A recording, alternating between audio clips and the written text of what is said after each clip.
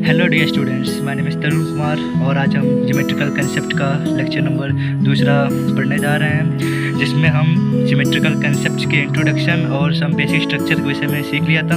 आज हम बात करते हैं इसके सम इम्पॉर्टेंट डेफिनेशन के विषय में। इसमें सबसे पहले हम स्टडी करते हैं पॉइंट्स के। पॉइंट को हिंदी में बिंदु कहते हैं। बिंदु वास्तव में एक विचार है और किसी भी बड़ी आकृति की प्रारंभिक अवस्था है। बच्चों, हम आपको बता दें कि पॉइंट किसी भी आकृति का प्रारंभिक बिंदु होता है। कोई बड़ी से बड़ी आकृति होती है मैथमेटिक्स में, उसको सबसे पहले एक पॉइंट से रिप्रेजेंट करते हैं, तब जाकर वो बड़ा शेप लेती है। जैसे आप देख लेते हैं कोई सिलेंडर है, ये छोटे छोटे पॉइंट से उनके कवर अप होते जाके तब जाके एक विलन बन पाता है। एक सर्कल है, ये भी छोटे छोटे आपके पॉइंट से मिलकर कवर अप होती है जाके तब एक सर्कल बन पाता है। और ये आपकी जो लाइन होती है छोटे छोटे पॉइंट से मिलकर बनती है, तब जाके आपका एक लाइन का पोजीशन ले पाती है। इसी प्रकार से बच्चों हमने पॉइंट मेरे कहने का मतलब ये है कि पॉइंट्स कोई चीज़ नहीं होती, बस पॉइंट्स किसी भी आकृति की एक प्रारंभिक बिंदु होता है, फर्स्ट पॉइंट, जिसके विषय में बस नहीं काफ़ी है। अब हम आपको बताते हैं रेखा।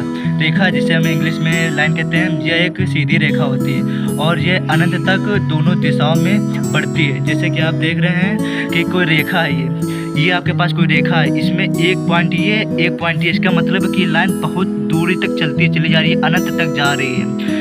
तो बच्चों हम बता रहे हैं ये एक सीधी रेखा होती है और ये अनंत तक दोनों दिशाओं में बढ़ती है, मतलब सीधी है ये अनंत तक बढ़ती जा रही है। इसको हम बढ़ाते चले जाएंगे तो बढ़ती चली जाएगी।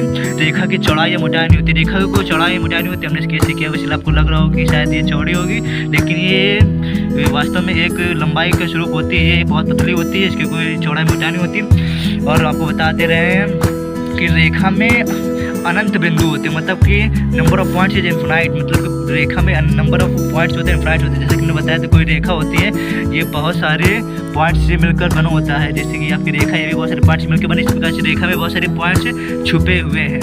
और जैसे हम आपको बता देते, कोई रेखा होती है, इस रेखा में अगर दो बिंदु एक जगह दूरी पर कनेक्ट एक दूसरे को काटते हैं तो इन बिंदु को अंत्य बिंदु कहते हैं या इनको निगमन बिंदु भी कहा जाता है। और इतनी दूरी फिक्स दूरी होती है और जिसे हम रेखा खंड कहते हैं, जिसे सेगमेंट लाइन भी कहते हैं।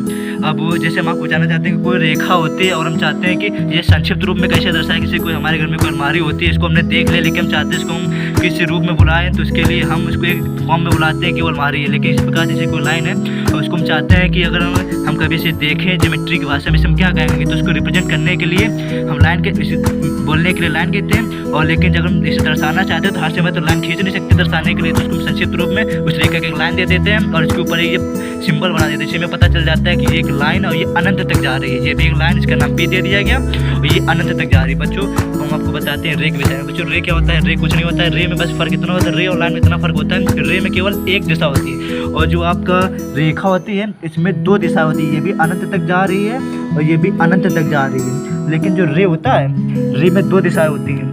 जैसे कि ये एक पॉइंट है, यहाँ से रेखा चाली हुई अनंत तक चलती चली जा रही है, बस ये खींचते चले जाएंगे तो अनंत तक जाएगी, लेकिन ये इधर नहीं जाएगी। बच्चों बता देते हैं किरण में केवल एक दिशा होती है, किरण में एक अंत बिंदु होता है, जबकि यहाँ हम देखते थे कि यहाँ पे दो अंत बिंदु होते थे, एक ए और एक बी, लेकिन यहाँ पे देखते हैं तो केवल एक बिंदु होता है, एक पी। तो बच्चों हम बताते हैं किरण में केवल एक दिशा होती है, किरण में केवल एक अंत्य बिंदु होता है। अब बच्चों को बताते हैं कोलिनियर पॉइंट के विषय में।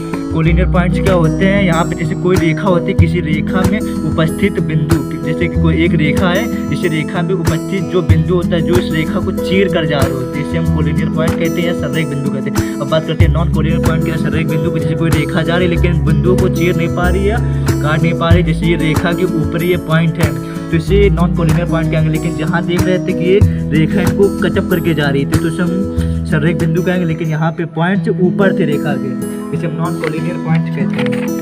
बच्चों अब हम आपको बताते हैं, हमने आपको बहुत सारी चीज़ें बता दी, हमने आपको पॉइंट बता दिए, रेखा बता दी, किरण बता दिया। अब हम आपको बताते हैं टाइप्स ऑफ लाइन के विषय में।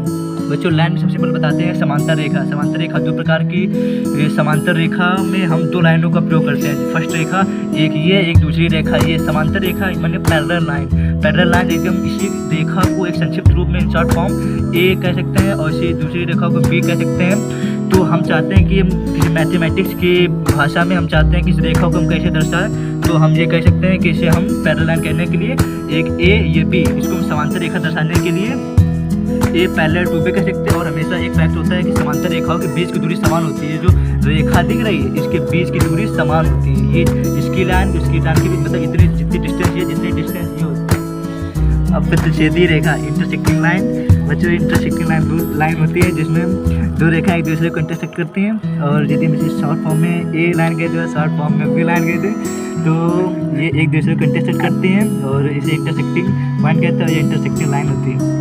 अब वहाँ पर हम ऊर्ध्वाधर लाइन या परपेंडिकुलर लाइन को समझाते हैं। ये वास्तव में सीधी रेखा ही होती है, परंतु शर्त के अनुसार 90 डिग्री पर प्रतिच्छेद करती है, जिसमें आपको बता दे रहे हैं कि ये भी आपकी इंटरसेक्टिंग लाइन होती है। बस उसमें कंडीशन ये होती है कि एक दूसरे को परपेंडिकुलर इंटरसेक्ट करती हैं। और यदि हम इसे शॉर्ट फॉर्म में एक्स कहते हैं और वाई कहते हैं, तो इसको हम दर्शाने के लिए मैथमेटिक्स की भाषा में हम कह सकते हैं कि X perpendicular to Y and Y perpendicular to X. अब हम आपको बताते हैं संगामी रेखा को जिसे इंग्लिश भाषा में कैलकुलेटर लाइन कहा जाता है। कैलकुलेटर लाइन होती हैं जो एक ही पॉइंट से ओरिजिनेट होती हैं, मतलब कि उनका जो उत्पत्ति बिंदु होता है या ओरिजिनेट पॉइंट होता है एक होता है, मतलब सारी रेखा एक ही पॉइंट से निकलती हैं और इस पॉइंट को संगामी बिंदु कहा जाता है। अब आपको बताते हैं संगामी रेखा वैसे नॉन कोऑर्डिनेट्स लाइन।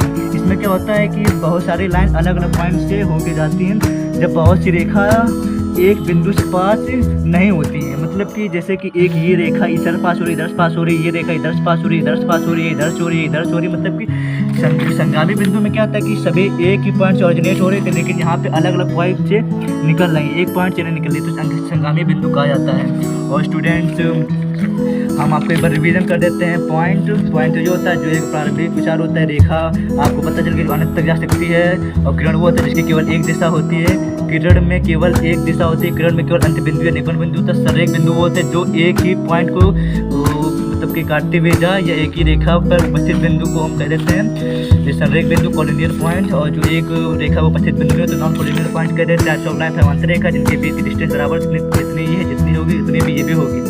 प्रतिच्छेद रेखा जो एक दूसरे को इंटरसेक्ट करती है काटती है, ऊर्ध्वाधर वो होती है जो इंटरसेक्ट करती है लेकिन 90 डिग्री में इंटरसेक्ट करती हैं, जो दर्शाने के लिए ये मेथड होता है। और संगामी रेखा जो एक ही पॉइंट से ओरिजिनेट होती है, एक ही पॉइंट से निकलती हैं सारी रेखा, उन्हें संगामी बिंदु कंक्लूजन लाइन कहते हैं। और संगामी रेखा को होती है जो एक बिंदु से नहीं निकलती हैं। और थैंक यू सो मच।